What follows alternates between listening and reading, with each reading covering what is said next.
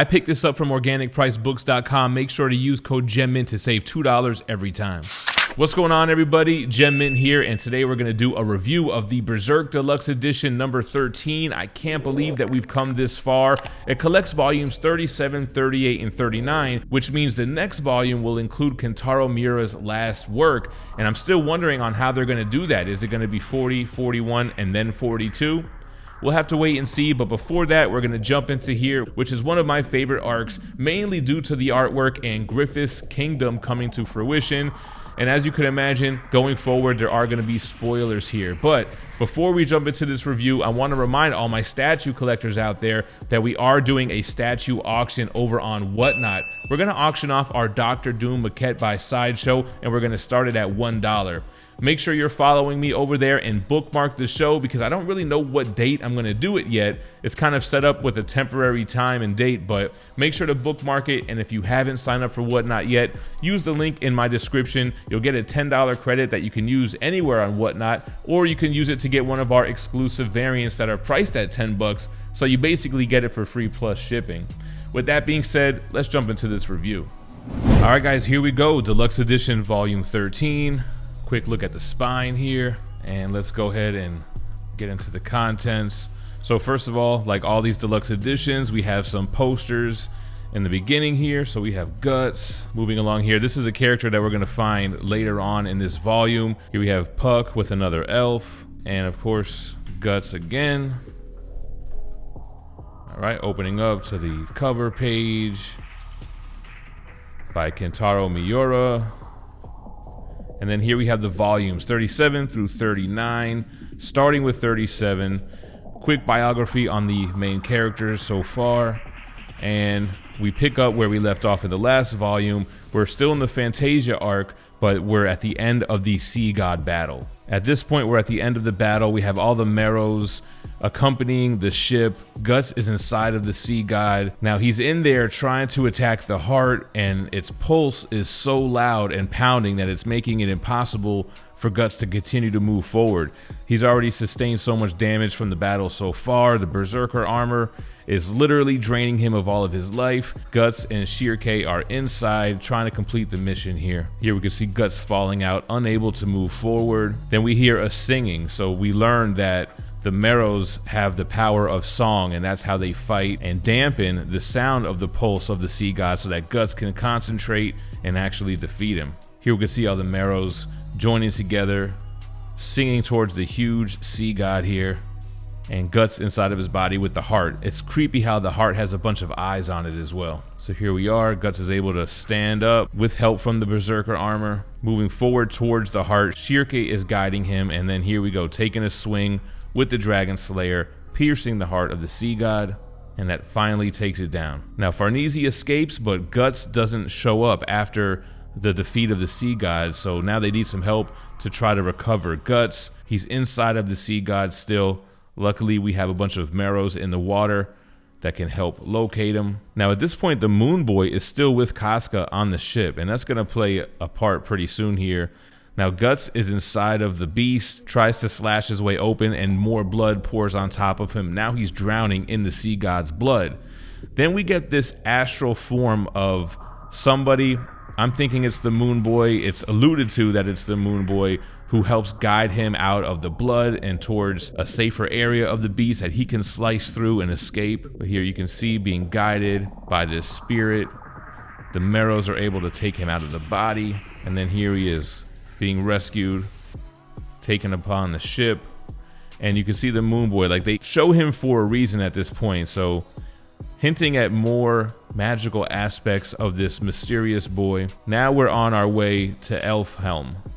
We have the Marrows guiding the ship. Isma is back on the ship with all of her friends. I mean, she grew up as a human. She feels more comfortable with the humans than she does with her own kind. She just found out who her mother was and of her lineage. So this is another kind of licking their wounds on the ship on their way to the next adventure kind of thing here. Now the Moon Boy turns up missing. We see what happens to him later, but Casca's freaking out.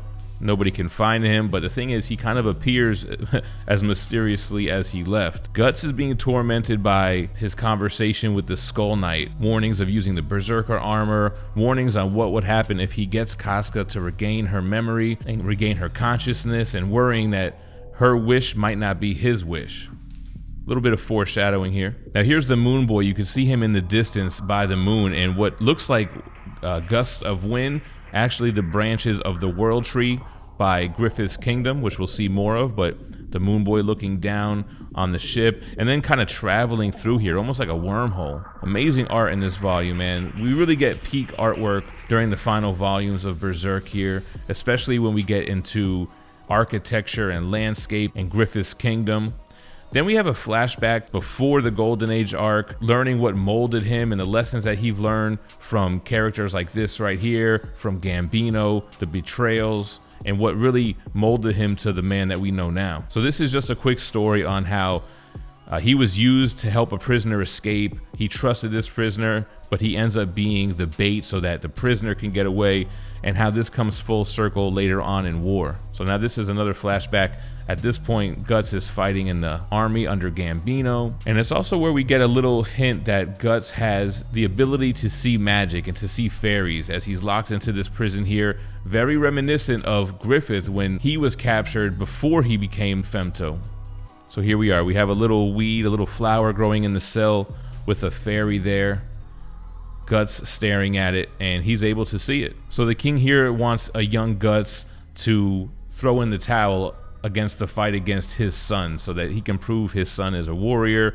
He wants Guts to take the fall, but the elf helps heal him, heals his wounds, warms him up, and a nice little interaction between Guts and this little fairy or little elf. Unfortunately, the elf gets so preoccupied with healing Guts, and they've built this friendship, that it actually uses all of the petals for its flower until the flower's dead and the elf is no longer there. Now, Guts made a promise to the elf that he would take her back to her homeland, so he grabs a flower and vows to keep that promise, which just shows kind of how Guts is a man of his word and he's a man of honor. So now we have the battle between Guts and the king's son. Guts trying to find weaknesses in the armor, but being that he's a nobleman, he has very expensive armor that's hard to penetrate, which leads Guts to a flashback of him and Gambino learning how to take down those types of soldiers. Of course, you have an opening in the eye, so what better than taking the side of the sword to his opponent's eye, holding him hostage so that he can escape. And at the very same time, this kingdom is invaded, just happens to be led by that prisoner who escaped when he was a boy. So that's how that comes full circle. And Guts ends up taking that flower back to the field, reuniting it with the rest of the fairies or elves here. Moving forward, we find a wagon caravan being chased down by trolls. This is really to illustrate how the astral world has merged with our regular world, and everywhere you go, except for one place, which we'll see shortly, is being overrun by monsters and demonic things. You have this wagon that's trying to fight off the horde of trolls, but then we have the Band of the Hawk that comes through to save them. Now, this is the current Band of the Hawk. They take down the trolls. An apostle chicken shows up, and now they have to fight this huge, enormous chicken. It almost gobbles this soldier up right here. Then we get Irvine back in the mix. He's one of Griffith's lieutenants. He's an apostle as well. He's in his human form, although he does have his apostle bow and arrow, trying to take down this chicken. It's not really working, so he has to go full apostle form, grab one of the strands of hair from his body, turn it into an arrow, and then attack this giant chicken demon. As you can see, we end this volume with the arrow headed right for the mouth. So Irvine defeats the chicken. The humans are seeing everything that's going down now. At this point in time, worlds have merged, like I said, so humans are seeing all of this stuff go down, but they're beginning to accept the fact that, yeah, Nosferatu Zod carried Griffith off. Irvine is an apostle, but he's fighting with the Band of the Hawk, and it almost becomes accepted at this point that you have humans working with demons. Now, this becomes part of my favorite arc, man, the Fantasia arc, where we see Griffith's kingdom. On the way to the kingdom, you have a beautiful shot of the landscape. You have these big crystals called wing stones that stick out of the ground and prevent the demons from moving forward into the kingdom. We could see the world tree that was Emperor Ganishka. Now it's made of light, the world's spiral tree to be exact. And as we get closer and closer to the kingdom, we're seeing apple trees, we're seeing fields of wheat, we're seeing people that are working and prospering. It used to be the kingdom of Windham, but now it's Falconia, Griffith's kingdom. Here we can see the entrance of the kingdom, and this is where the art really becomes amazing. So we're following that caravan that was being chased by the trolls. We're seeing the kingdom for the first time with them, and look at the beautiful artwork here. I mean, the architecture is incredible. All of these statues of soldiers are enormous. The town itself is enormous and it's prospering. Here's just more of it. You can see the streets, everything is clean, everything is in orderly fashion, and you have a mixture of all different types of races. I mean, at this point, this is the only kingdom in the world that's not overrun by apostles and demons. You have the Kushan there that are part of the Band of the Hawk as well, like we've already seen. But, you know, these people are seeing this for the first time. It's actually this person's first time seeing the Kushan in person. Now, we have Rickert here, and he hasn't seen Griffith face to face since the events of the eclipse. He did see Griffith in person when he confronted Guts at the burial site of the original Band of the Hawk. Now Rickert and Erica, they find this old man, this shepherd who looks familiar, we'll see who he is later, holding some type of secret in this barn. Rickert seeing all this amazing stuff for the first time, going up stories and stories of this big castle to get an audience with Griffith. Again, this double page spreads, amazing artwork and architecture continues throughout this volume. The world tree in the background. Now what Rickert first sees is a burial ceremony for people who were killed in the real world, for soldiers that were killed trying to defend them. The Pope here that we saw earlier, who's accepted Griffith basically as his Lord and Savior. And then here's Griffith with his medium, his right-hand man, and what he's doing is allowing the spirits of the dead to come down and speak with their loved ones for one last time, basically showing an act of a miracle. Here we have another one of Griffith's apostle lieutenants here watching over. He's going to be the one to introduce Rickert to him. And what I really love about this arc is how you have the wonders of the Fantasia kingdom, but it's got a dark side too, a literal shadow behind it called Pandemonium, where all Griffith's apostle soldiers rest. So Rickert is actually taken to the Pandemonium area through the fog here to witness. I don't know why he shows him all the horrors that lie in Pandemonium, but he shows Rickert all of the apostles, all of the demons, and it kind of confirms what Rickert suspected of Griffith as far as having something to do with the death of the Band of the Hawk.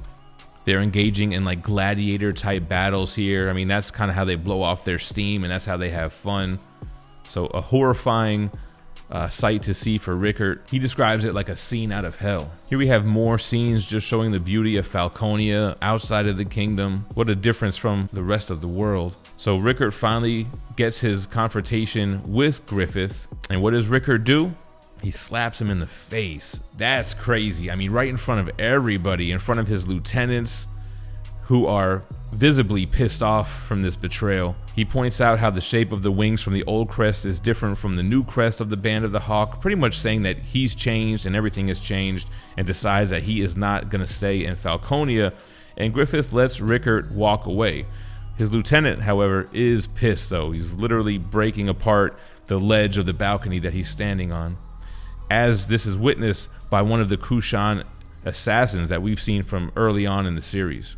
He's attacked by yet another one of those assassins who has become an apostle as well. So we have this big battle between the Kushan assassins. They fight against each other because this assassin, he wants to see the fall of Griffith. He already was the right-hand man for Emperor Kanishka, and he doesn't want to follow any more demon emperors. So it's an intense battle here. Highly skilled assassins fighting each other, Rickert trying to stay alive. It's like basically fighting Guts' cape. It's got a mask, but as he says multiple times, that's not necessarily where my head is. After the battle is done, Rickert takes the Kushan assassins back to where everybody is holed up. They freak out by seeing the two big bodyguards, so they're asked to stay in that horse's shed. So that assassin, he wasn't killed off. They actually set up a trap for him. Rickert going out in the open. They were told that the assassin would be back to get him, so he follows him. They get him exposed in a bunch of fireworks so that there's light surrounding him, and then they begin their assault to take down this assassin. It's a great battle, a lot of action, a lot of movement everywhere. Love the sabotage that they set up against this guy, engulfing him in flames. Now what he does next is kind of sick though, man. He goes to that barn where the horses were held up, the stables. He grabs a horse, rips it in half, and pours blood all over his body to douse the flames. That's kind of sick, man. And when that doesn't work and there's still some more flames on him, he grabs Erica and threatens to do the same thing with her. Luckily, Erica is saved. For some reason, snakes start crawling up the assassin's body, and he starts being attacked by rodents, rats, and things of that nature. And we can see the old man in midair saving Erica before she falls. Now we can see who this character truly is. He was the sorcerer. He ends up preparing some winged demons so that they can fly away and escape this area here. They do get followed by the assassin, still kicking. Rickert hits him with a blow from his makeshift bazooka. Doesn't look like he gets killed, but it buys him some time to escape as Griffith watches on and witnesses the whole thing. All right, now back to Guts and clan. We got Isidro here. They're still with the Marrows. They're being escorted to Elfhelm. Now they want to go somewhere that's safe. You know, I mentioned that Falconia was the only safe place for humans. Elfhelm is still a safe place for magical creatures, and they're hoping to go there so that they can reconstruct Casca's mine. Now, kind of similar to Falconia, on the way to Elfhelm, there are booby traps and obstacles to keep people away, mainly humans. Now, they're not traveling with just humans, though. They have fairies with them, so they're able to tie a string around Puck and have him guide the way through those stones, which leads to yet another obstacle, which is the scarecrows. Kind of feels just like an excuse to have Guts and crew fight some more evil monsters without being too serious. They fight these scarecrows, they fight evil pumpkins, they fight these roots that are coming out of the ground. Then the last obstacle is this huge beast that's constructed out of fire, the Wicker Man. He's got all these souls trapped inside of his body. And then we run into a witch here. So we're gonna get introduced to more magical characters here. There's multiple witches, just like Shirky, who we're gonna run into here. And look at the art, just the movement and the explosions, the flames as Guts slides underneath this beast, blasts him upwards with the cannon. It shoots through his head, he falls to his knees, and the Dragon Slayer gets him right across the head, freeing all the souls that he's had trapped. After destroying all those obstacles, the witches finally realize that these humans are accompanied by magic users, and they decide to take them into Elfhelm. But here we are on the way to Elfhelm. We can see all the little tree huts, all of the witches practicing and honing their magic skills. A lot of comic relief with Puck and the rest of the little elves as they make their way to see the ruler of Elfhelm. So we're going up this very large tree. Inside of the tree is essentially a palace. You have other masters of magic here. Keep an eye on this character. She seems to be the caretaker here, but she's going to be important later on. Before we get that audience, they really want everybody to just relax, have some tea, have some sweets. They talk about the World Tree. They talk about what happened with Griffith and what they're calling the Great Roar. Essentially how the World Tree was connected to the astral world and the regular world and how they've been merged together now. A lot of explanation and world building here, bringing the Bellet into the mix, asking Guts what he knows of Griffith and what his motivations are, to which Guts responds to have his own kingdom. We know what Griffith's always wanted. But not only does he have his own kingdom, now he has the only kingdom. Continuing through the forest, we're seeing more mystical creatures, centaurs, more fairies, unicorns. Just highly detailed, great artwork here. And then we get into the main tree. This is where the ruler of Elfhelm resides. The housekeeper that I mentioned earlier is actually the ruler of Elfhelm. So she sheds her clothes and shows her true form and introduces herself. So she goes by the Flower Storm Monarch, but she gives herself a name as well, Danan, if I'm pronouncing that right. So she does tell Guts that it's possible to restore Casca's mine in the Corridor of Dreams. So they would have to travel into Casca's mine in her dreams to try to fix her and bring her back to normal. Now, she can tell that there's some fear of Guts within Casca's mind, so Shirky and Farnese are tasked with going in her mind to try to restore her. Great volume here. They end up going to this mushroom field, how fitting, right? To go into her mind. First they go into Shirky's dream with Isidro as a little monkey boy. She figures out that that's her dream and opens a door to Lady Farnese's dream, kind of wakes her up out of it. Look at this little nod to Mazgus. And then get into Casca's mind, which is like the mind of a child at this point. But once they break through that barrier, they can see the darkness that really resides in her mind. So here's the eclipse. Now they're in the wasteland of Casca's mind, and you have all these capes on branches. They look like the Cape of Guts.